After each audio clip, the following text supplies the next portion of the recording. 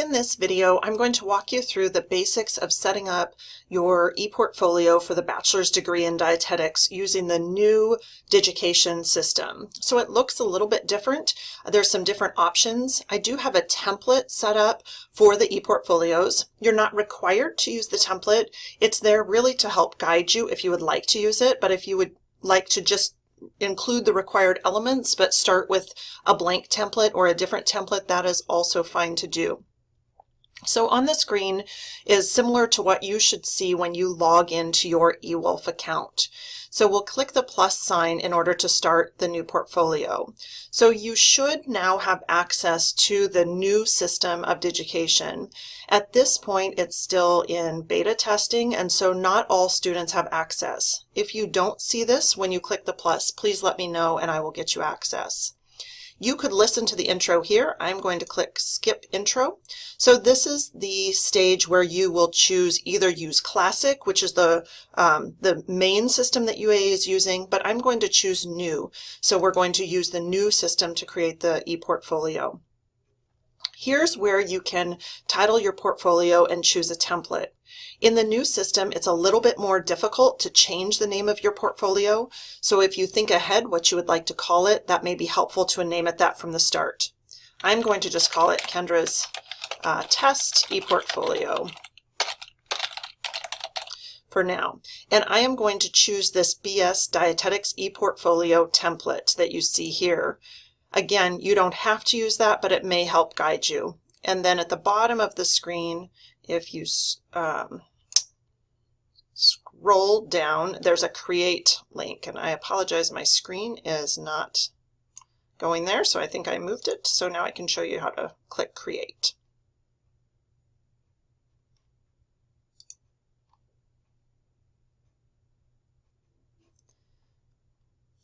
Once you have, sorry about that little thing on there, once you've created your ePortfolio with the template, this is what you will see in the screen. I tried to make the template very plain so that you didn't have a lot of things you need to delete out of it. So you're going to start on your home page where you'll want some sort of a welcome statement. So essentially when you go into the ePortfolio, if you use the template, each page gives you a little bit of guidance on what would be included or could potentially be included in that area. You see in this main part of the screen where it says welcome to my ePortfolio, if you want to edit within there, you would click the settings that's linked by there, and then that will allow you to go in, oops, excuse me, don't click the settings, double click on the box where the text is, and then the little edit icon, and that would let you edit the words in that section of the ePortfolio. So you could delete that out as I just did and add whatever you would like to add there. When you click out of that section, that's where it will effectively make your changes happen. And it says then at the top, your changes have been saved. If you wanted to take this box out entirely, you could click the delete and add back your own. At the bottom, there's a section you'll see it says prompt, and there is a box with some words. If there's a prompt box, that means it's just giving you some ideas of what to put on the page, but that won't actually show up when you publish. One thing that's a little bit different and takes a little bit of getting used to within the system, it's not always totally apparent where the different sections on a page start and stop. So you'll see at the top of the screen where the bar is across the top with the titles, that I have made a slightly different color than this section where it says welcome to my ePortfolio.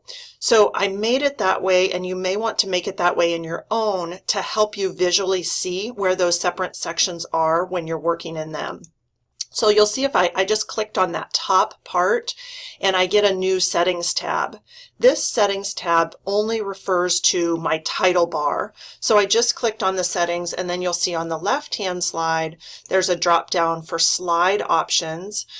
So that's that piece, just that piece of the title bar, the slide content, so what we're going to include there, the background, so that would be where the color or an image comes into play.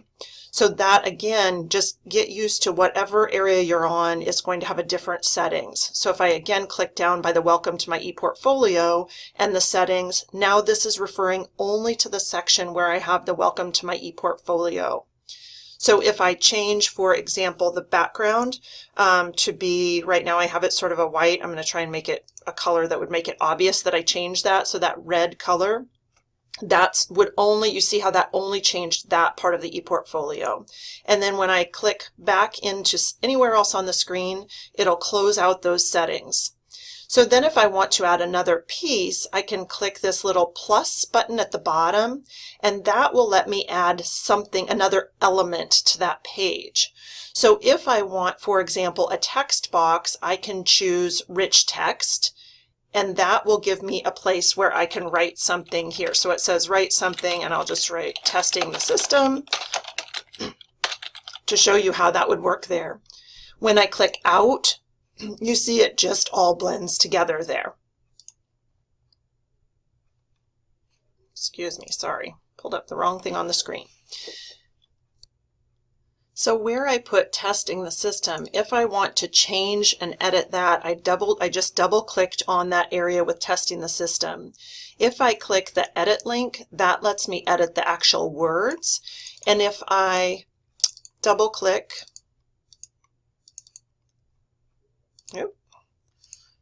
it's taking a little bit, okay, I just clicked out of it, and now I'm going to double click back in it. And I will tell you, it is not perfect. They definitely are still working on this. So sometimes you do have to click out, click back in. But the more we can work with that and give feedback to them about this system, the more improvements they can make, and we can help make for other people, so we can get this more live. So the settings link in this text box is where I would do things like change the font size or font color. So for example, if I click on that little brush, I can make the font size large. I could center the font. Unfortunately, within this module, they call it, this piece, I have to choose one text size. So if I want multiple sizes of text, I'm going to need to create another module to do that. But I could change the font color here if I wanted it to be green or whatever. This is where I would change that. And then the background color, if I scroll down a little bit, this is where you can do some choices with background color. And this is where sometimes just a slight color change can help you visually. For example, if you did shades of gray, the gray I've chosen now is a slightly different gray than the module, as they call it, above it. And so it can help you visually work with it and move things around. If you want to move this box of words, this little button link within the box is where you can move things around. It doesn't let you put it on top, so I would have to shrink the other one, but you can see how just you have to hold that little move button and move it around.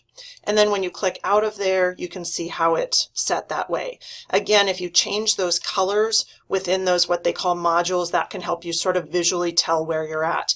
And you can see at the top, again, where we had the very slight gray changes, just helps visually with that.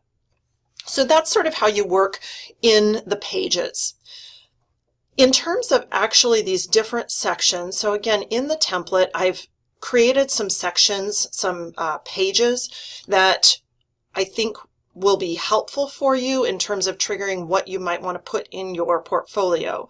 So your personal statement you will be working on, coursework. This is where things that you could put things related to a specific course or particular assignments within a course.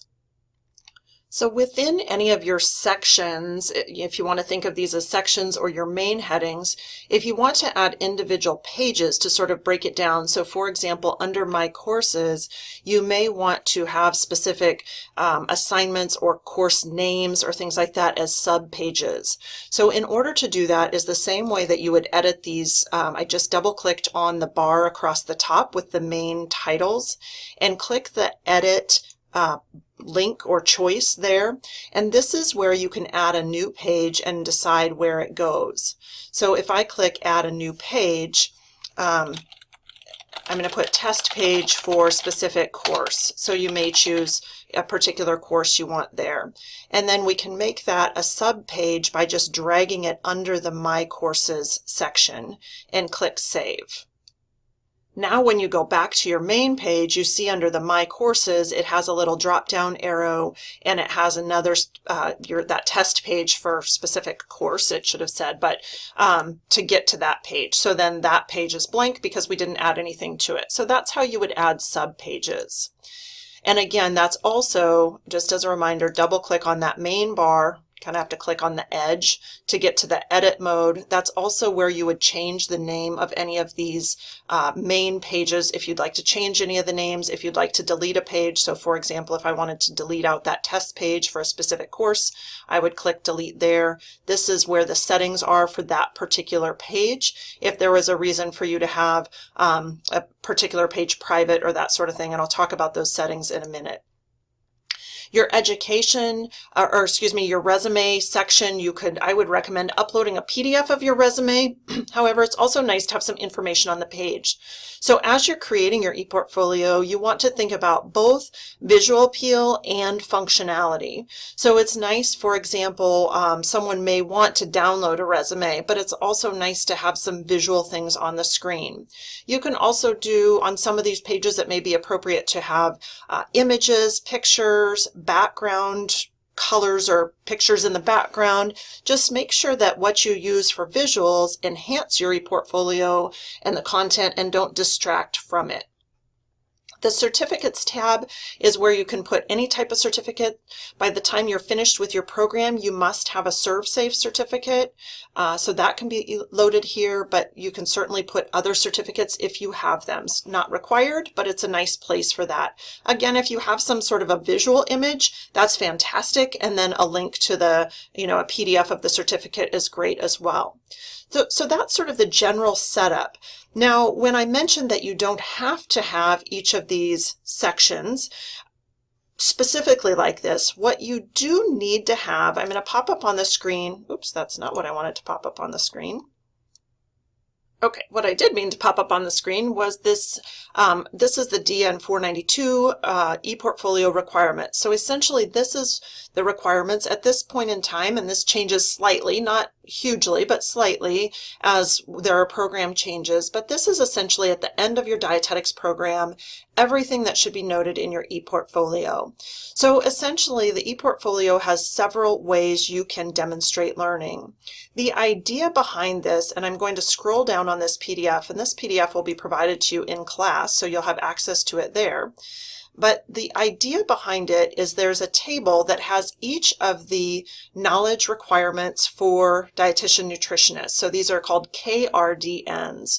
So essentially, each knowledge requirement that our accrediting body says we need to make sure people can do or know when they come out of this bachelor's degree is listed here.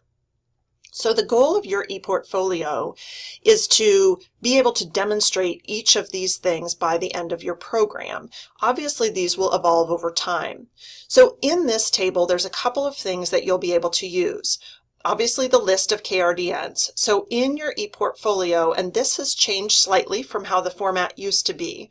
The format of the ePortfolio used to have each of these KRDNs listed in there for you to link something. Now I've sort of flipped it so that you can really choose what you feel best shows me at the end of the program that you can, for example, in KRDN 1.1, demonstrate how to locate, interpret, evaluate, and use professional literature to make ethical, evidence-based practice decisions. So some aspects within the curriculum that we have put in the curriculum to help you learn this include a couple of research papers. So those are listed there, DN 430, 475, case study assignments in DN 401, 402. So those are examples of things that you could use to show me that you know how to do this. And then your reflection questions, you really should have not just only posting your assignment, but I want you to have something that explains to me and basically justifies to me that you know how to do that. And so those reflection questions are intended to help you think about some things that may help you articulate that. You don't have to go through and answer all these specific questions, but hopefully they will help you, again, be able to articulate that. So now I'm going to pop back to the ePortfolio and show you kind of how that works within here. So in the ePortfolio, for example, I'm going back to our main page and where we had my courses, and then I clicked on the test page for a specific course. So it's blank because we didn't put anything there. But say, for example, I had one of those particular assignments or a couple of those assignments that I wanted to talk about how those helped me develop my skills in the KRDN 1.1 area. This is where I could add a text box, for example, and I could put some of my reflection or my justification here. Or demonstration may be a better word than justification, really, because it's not justifying, it's just really demonstrating how you have learned those various aspects in the program. And then I may link my assignment, so I'm going to click off that, and then I'm going to add another piece that is uploading a file, and then I'm just going to click on this, but I'm not really going to upload it. This is where you could choose to drag and drop that assignment file onto the screen, so it would be there. I'm going to close out of that since I don't have that assignment, but that's where you could upload it. So then this page would be your demonstration, for example, for that KRDN 1.1. Then you will be submitting those as individual pieces. You can note on the page that's what you're using for that, and it may be helpful to do that as you're putting it together, and maybe you're not quite ready to submit but you're working in it. It may help you keep track of that. You may also want to keep some sort of a table or document just separate that you're keeping track of which KRDNs you've worked on, where they are found in your ePortfolio, so when you get ready to submit that, you'll have that all organized. Another area that I want you to feel very free to use is this My Co-Curricular Area. And this is really one of the things why I'm changing the ePortfolio somewhat, because I know many of you do things in addition to your coursework, whether it's paid work, volunteer work, other coursework, all kinds of other types of activities that you do that really also contribute to your learning in some of those KRDNs. So you could absolutely choose some co-curricular experiences to list and link to those KRDNs. For example, say you've been working in a hospital in the food service area for a year. That very well is going to tie into some of the KRDNs. So you may choose to list some of that experience and tie that to the KRDN. You can choose more than one thing. So for example, if you listed a work or volunteer experience here, and you also in your courses listed a specific assignment that was similarly related, you could choose both of those items to submit as evidence for knowing that KRDN by the end of the program. So that leads to how you submit this documentation when you're ready to do that. So in the links, there's a couple of pieces up this top drop-down menu on the top right, a couple of things here. In the Submit to a Course, this is where you will choose to submit it to the course that I've indicated for you. Typically, I will set up a course that's not linked to your actual course because I want it to span longer than just one semester, how the default of those are. So I will tell you what the course to submit it to, and within that course then you will be able to submit it to specific KRDN standards as an assignment. So that's where you will actually submit it when you're ready to submit. Do remember to publish your changes. It will flag you if you haven't, but it's a good idea to just publish as you go. That also leads to one other piece that I want to talk about, and that's in the settings in terms of privacy settings. I've set the ePortfolio template so that it defaults to being private only to you. So it's only accessible to you. However, it will also be accessible to me when you submit it to my class. So you don't have to change that. you can change it. However, I would really caution you about sharing your entire ePortfolio. This particular ePortfolio, the reason for that is that you may well be uploading assignments and things that are yours, and you don't necessarily just want broadly out there. So I would keep it private. We can work together on, if you want to copy over certain aspects of it, you can make a copy of the ePortfolio and then only include, delete out the things that you don't want to have widely accessible. So for the purposes of this class, I would keep it private to you and to I, and then you can copy it over or copy certain elements over to make more public for different purposes. But it should default to private to you if you use the template. If you don't use the template, you'll need to make that setting there. So I think those are the key things to get you started. One thing I really can't emphasize enough is that this is a new program. It's still in beta testing, so it is not perfect. A couple of things I found is that I often have to click a couple times to get where I want and click out of something and back into something. So try that clicking around if it's not going. The other thing, you do have the option again under this settings tab to make a copy of your ePortfolio. So if you would feel more comfortable, if you've done a lot of work, you may want to make a copy. Just call it something like backup or something like that. Make a copy so that if you have some issue that something gets deleted out, you can always go back to that copy for the most recent changes you had. There are ePortfolio coaches on campus that are available to help you, and I will get you that contact information. Please do not hesitate to use them, to ask for help with that, and let me know also as things are working, not working, so we can kind of give some feedback as they're kind of fine-tuning, I guess, the final stages of this new system. So hopefully that helps get you started, and we'll continue to work on this as we move forward.